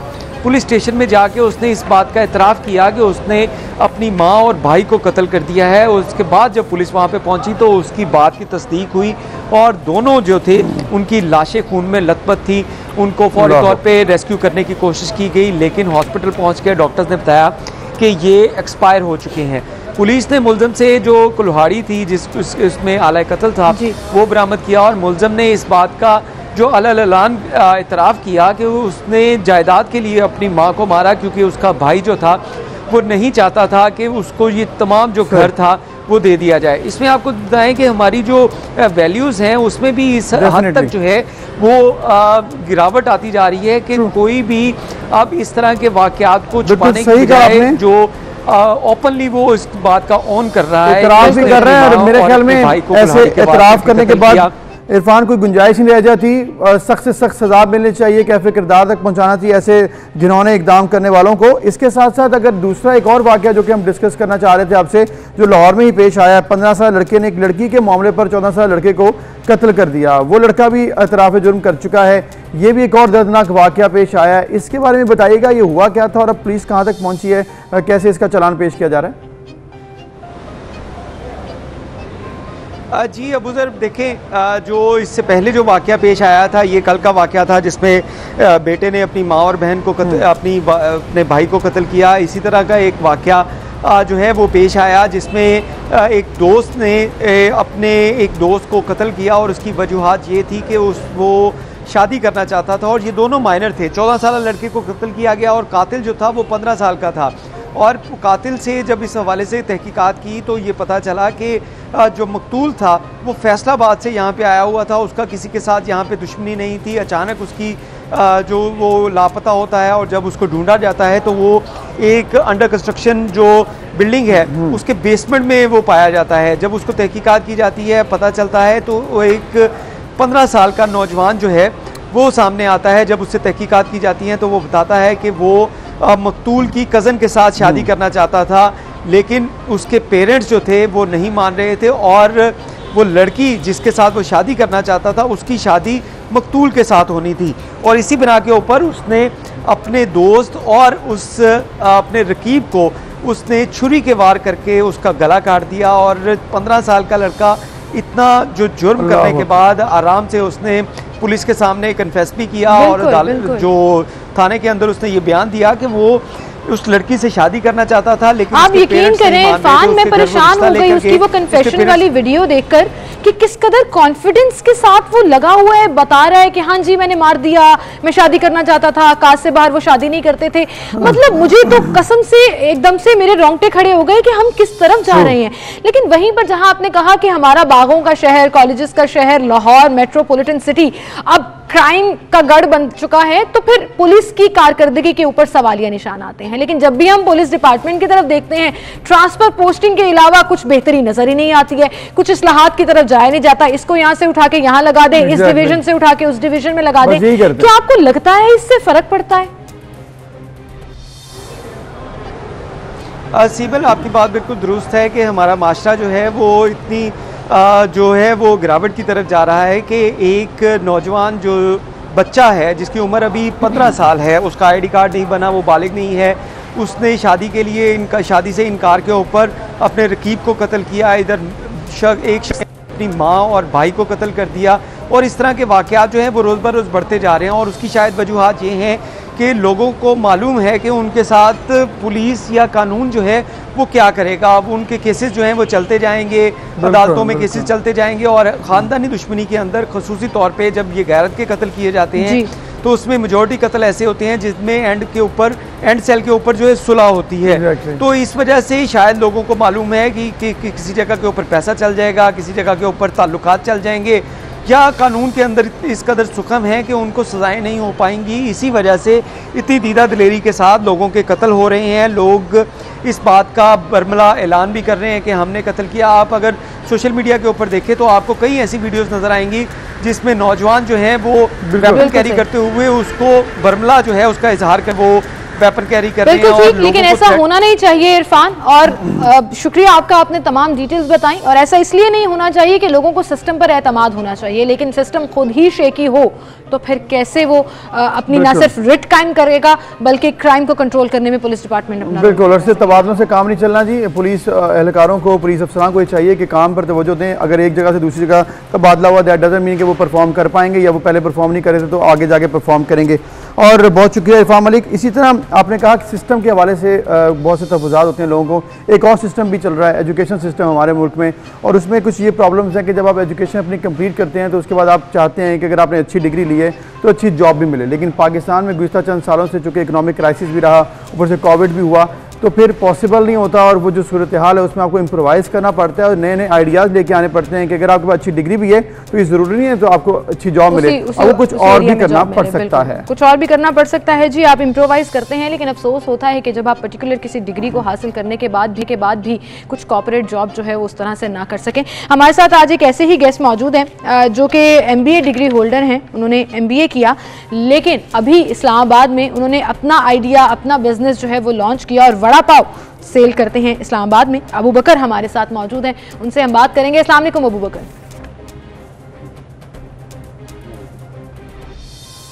हेलो जी, अस्सलाम वालेकुम। उमर अयूब हमारे साथ मौजूद हैं। नाम थोड़ा सा कंफ्यूज हो गया। उमर, अस्सलाम वालेकुम। वालेकुम सलाम। उमर, MBA की डिग्री आपने हासिल की और उसके बाद अक्सर लोग इसको बड़ा कंफ्यूज्ड होकर देखते हैं कि आप बिजनेस साइड पर क्यों नहीं गए, बैंकिंग साइड पर क्यों नहीं गए, आपने ये वड़ा पाव बिजनेस क्यों शुरू कर लिया? मैम, ये था कि जब मैंने डिग्री ख़त्म की 2019 के मिड में, तो जॉब का पहले ही था आइडिया कि जॉब की हमारे पाकिस्तान में रिसेशन है, मार्केट कम है जॉब की,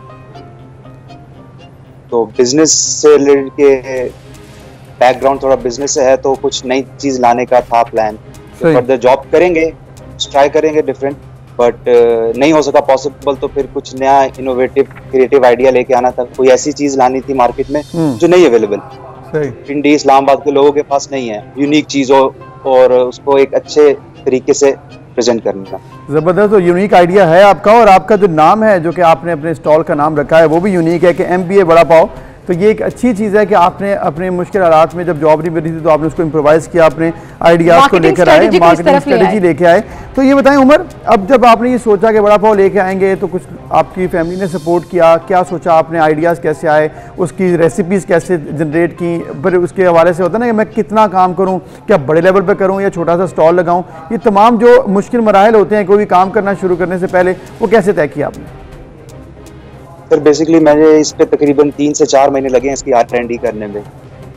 तो घर वालों ने काफ़ी सपोर्ट किया मुझे इस चीज़ पे कि मैं जब ये स्टार्ट किया तो मैंने फिर इस पे एक्सपेरिमेंट किए, इसको बनाना सीखा, इसको कैसे करना है, इस पर रिसर्च की। कुछ मेरे दोस्त होते हैं बाहर, उनसे पूछा मैंने कि ये क्या है यार, इसमें क्या क्या चेंजेस हो सकती हैं, और मैंने बेसिकली ये खाया भी हुआ था सऊदी अरब में, तो मुझे कुछ आइडिया भी था इस चीज़ का, तो फिर मैंने ये एक्सपेरिमेंट किया, घर वालों को खिलाया, अम्मी अब्बू सबको खिलाया कि ये चीज़ मैं बना रहा हूँ। उन्होंने कहा ट्राई करो, अच्छी चीज़ है, नई चीज़ है, अगर पॉसिबल हो सके, अगर इसको आगे लेके जा सके। और उमर, घर वालों ने आपके घर वालों ने अप्रूव कर दिया, फिर लोगों ने भी अप्रूव कर दिया और माशाल्लाह बिल्कुल जबरदस्त चल रहा है। तो कोई भी काम छोटा बड़ा नहीं होता, आप इम्प्रोवाइज करके अपनी इंटेंशंस के साथ उसको लार्जर स्केल पर भी लेकर जा सकते हैं। Umar, thank you so much for being with us, और हम जब इस्लामाबाद जाएंगे तो जरूर विजिट करेंगे इंशाल्लाह जी। बिल्कुल, बात ये है कि इन्होंने लिखा हुआ है अपनी एक आर्टिकल में कि आई एम हैप्पी, और ये ज़रूरी है कि कोई भी आप काम करें तो आप हैप्पी हों, क्योंकि अगर आप खुश होकर वो काम करेंगे तो अल्लाह ताला उसमें बरकत भी डालता है, रिस्पांस भी अच्छा आता है, लोग भी उसको पसंद करते हैं। अगर आप खुद ही अपना काम जो कर रहे हैं उसमें खुश नहीं है तो फिर उसमें रिस्पांस भी अच्छा नहीं आता। बिल्कुल, इसी के साथ नाज़रीन एक ब्रेक की तरफ चलते हैं, दोबारा हाजिर होंगे, हमारे साथ रहिए।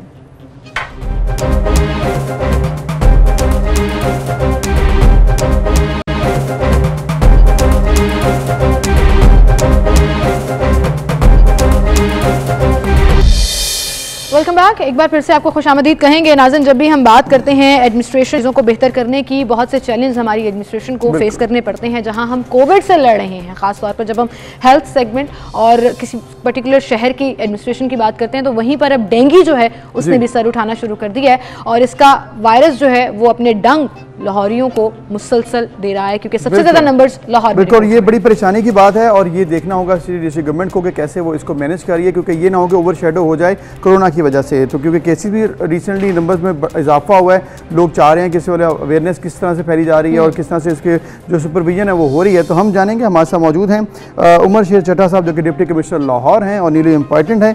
पहले इन्होंने मियाँ वाली ने अपनी खिदमत अंजाम दी, तो हम पहले तो वेलकम करते हैं जी चट्टा साहब आपको लाहौर में, और उम्मीद करते हैं कि आपका जो ये टेन्योर है बड़ा अच्छा रहे आपके लिए भी और लाहौर के लिए भी। तो चट्टा साहब बताइएगा, जैसे ही आप लाहौर में अपॉइंट हुए तो ऑब्वियसली लाहौर बड़ा शहर और इसमें ये तमाम इशूज़ कोरोना के बाद अब ये डेंगू के हवाले से जो इस वक्त सिचुएशन चल रही है, कैसे इसको मैनेज कर रहे हैं, ओवरऑल कैसे देखते हैं आप? देखें, डेंगू का पीक सीज़न है और मानसून और मुसलसल बारिशें, हर तीसरे दिन लाहौर में बारिश हो रही है और अभी तक तकरीबन 600 के करीब मरीज़ आ चुके हैं।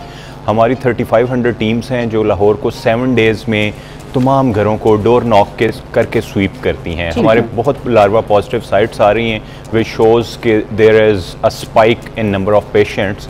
तकरीबन 600 पेशेंट्स का अगर एनालिसिस करें तो कैंट जो कंटोनमेंट बोर्ड है हमारा और DHA में 50% ऑफ पेशेंट्स हमारे DHA और कंटोनमेंट बोर्ड के इलाके से हैं। हमने उनकी इंतज़ामिया के साथ मीटिंग की है, एक दफ़ा वो हमारे पास आए हैं, 2 दफ़ा हम उनके पास गए हैं, और हम डोर टू डोर 2 दफ़ा स्वीप कर चुके हैं। तकरीबन 1200 साइट्स पे हमें पॉजिटिव लार्वा मिला और हमने उन सब पे स्प्रे किया। अभी गवर्नमेंट ऑफ पंजाब का एक ऑनलाइन सिस्टम है जिसके तहत आप किसी भी लैब से अगर टेस्ट कराते हैं तो we know where centralised positive patient किधर आता है। जिधर पॉजिटिव पेशेंट आता है हम उसके सराउंडिंग 45 to 50 हाउसेज में इंडोर स्प्रे करते हैं। तो अभी तक हालात इस तरह हैं कि हमने तमाम hospitals, tertiary care and primary care के स्वीप किए हैं, तो सिर्फ 15 पेशेंट्स ऐसे हैं जो कि हस्पतालों में दाखिल हैं, but it is again very worrisome. हमने संडे भी ऑन किया है, 7 डेज़ हेल्थ की टीम्स काम कर रही हैं और we are giving awareness to the people through you as well. लेकिन डीसी साहब, ये जैसे आप जिक्र करें ना कि टीम्स जा रही हैं, डोर टू डोर जा रही हैं, ठीक है ये काम हो रहा होगा, लेकिन आप बेहतर तौर पर ये समझते हैं कि जितने केसेस ऑन रिकॉर्ड हैं इससे ज़्यादा एग्जिस्ट कर रहे हैं रियलिटी के अंदर। हमने बहुत मैसिव कैंपेन्स देखी हैं डेंगू की, सड़कों पर स्टीमर्स लगे हुए, बिलबोर्ड्स लगे हुए, बच्चों को स्कूलों में जाकर हम बता रहे हैं कि पानी खड़ा नहीं होने देना, खुद अपनी रिस्पॉन्सिबिलिटी शो करनी है, घर में बैठी खवातीन को अवेयरनेस दे रहे हैं। वो अवेयरनेस कैंपेन्स मैस लेवल पर नज़र क्यों नहीं आए? देखें, मॉर्टेलिटी मॉर्बिडिटी रेशो डिजीज़ की उस तरह नहीं है, कोई इसमें हलाकत का सामना नहीं कर रहा है, इसलिए हम पैनिक नहीं फैलाना चाहते पूरे लाहौर में, मगर इसके साथ साथ हम वॉक्स कर रहे हैं, अवेयरनेस दे रहे हैं। हम जो प्रिवेंटिव मेजर्स हैं वो हर घर के दरवाजे पे वो स्टिकर लगा रहे हैं जिसमें हम बता रहे हैं कि मच्छर से किस तरह बचाव करना है और हमने ताज़ा पानी का किस तरह निकास करना है कि ये मजीद डेंगू ना फैले। तो बेसिकली आप अवेयरनेस साथ साथ लेके पैरेलल चल रहे हैं। अब ये बताइएगा, जो कि टारगेट सेट किया होता है कि आपने इतने दिनों में अवेयरनेस, क्योंकि एक तो सीजन है ना, क्योंकि ये 2 महीने बड़े अहम हैं और इसके साथ साथ पूरा साल भी अब तो डेंगू के हवाले से साइड बाय साइड कैंपेन चलती रहती हैं, तो टारगेट क्या सेट किए हुए हैं इस वक्त? हमारा टारगेट ये है कि हम next 90 days, not 2 months, even 3 months, हम डोर टू डोर अपनी इस कैंपेन को हर 7 डेज़ में कवर करेंगे और हमारे पास 17,000 इस तरह के पॉइंट्स हैं। हमारी टीम्स एंड्रॉयड एप्लीकेशन के ज़रिए जियो टैग लोकेशंस पे जाती हैं, जिधर पानी खड़ा होता है उसका निकास करते हैं, जिधर नहीं निकास कर सकते उधर हम केमिकल टेमीफॉस डालते हैं कि उधर से मच्छर की अफजाइश मजीद ना हो सके। बिल्कुल ठीक, बिल्कुल ठीक। और डीसी साहब ये बड़ा ज़रूरी भी है। अब ऐसे में हर जगह पर लाहौर के हर घर तक पहुंचना भी मुश्किल है और बड़ा चैलेंजिंग मरहला है। ऐसे में आप लोगों को अपनी ईयर्स एंड आइज बना सकते हैं। तो लोग अगर रिपोर्ट करना चाहें या आपसे हेल्प लेना चाहें कि आप हमारे एरिया में स्प्रे करवा दें या यहाँ पर इस तरह से, तो वो सिस्टम कैसे चलता है? क्या कोई पर्टिकुलर हेल्पलाइन है जो केटर करती है? डेंगू की पर्टिकुलर हेल्पलाइन है जिसपे लोग कॉल करके तो हमें इंतबा कर सकते हैं। आप गूगल करें, आपको हमारा पोर्टल मिल जाएगा। और सबसे ज़्यादा ज़रूरी है कि ये 2012 से लेके अब तक लाहौर के लोग ट्रेंड हैं इस बात पे कि हमने इस सीजन में फुल स्लीव शर्ट्स पहननी है, शॉर्ट्स नहीं पहननी। रिमाइंडर भी तो चाहिए होता है, एक बार हमें भूल जाते हैं। हम कोरोना के चक्कर में तो सब कुछ ही भूल गए। We are doing polio side by side, COVID as well and now dengue. और हमने ये संडे ऑन रखा है। हम लाहौर की 160 यूनियन काउंसिल्स में वॉक्स और अवेयरनेस इस संडे को प्लान्ड हैं।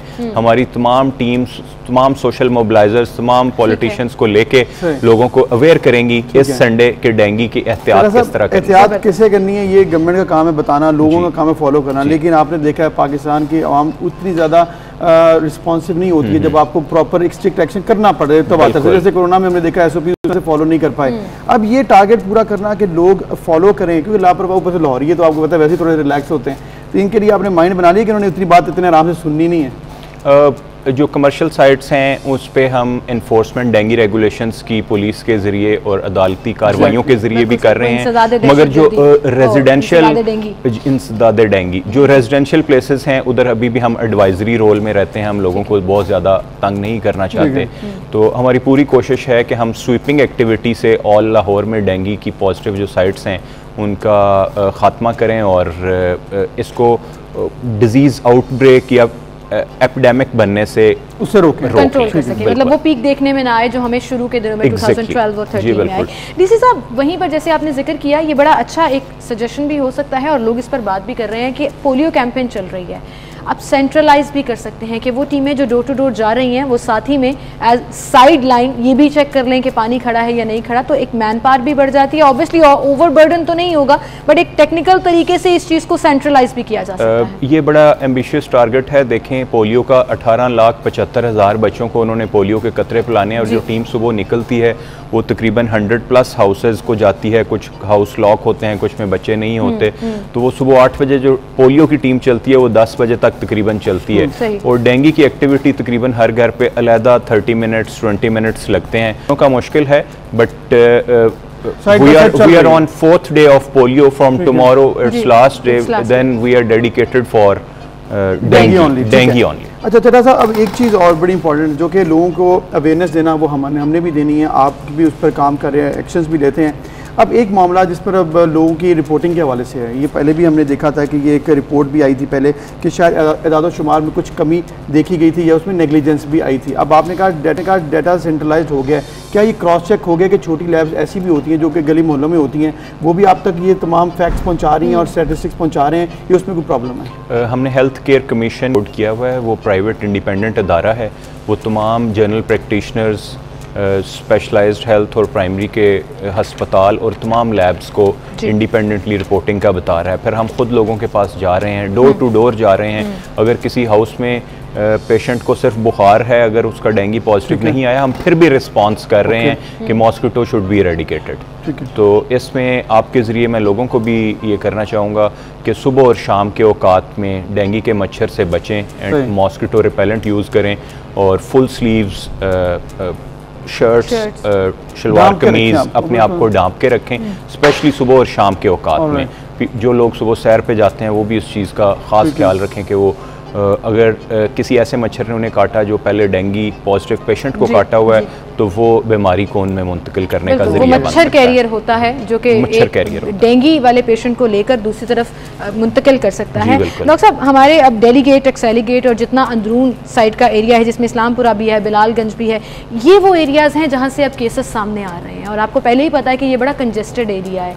सो वहाँ पर इस चीज़ को देयर एंड देन पकड़ लेना बड़ा ज़रूरी होता है। तो क्या इस चीज़ के ऊपर फोकस किया जा रहा है कि इन एरियाज़ को टारगेट करके यहाँ पर और ज़्यादा मैसिव कैंपेन करें?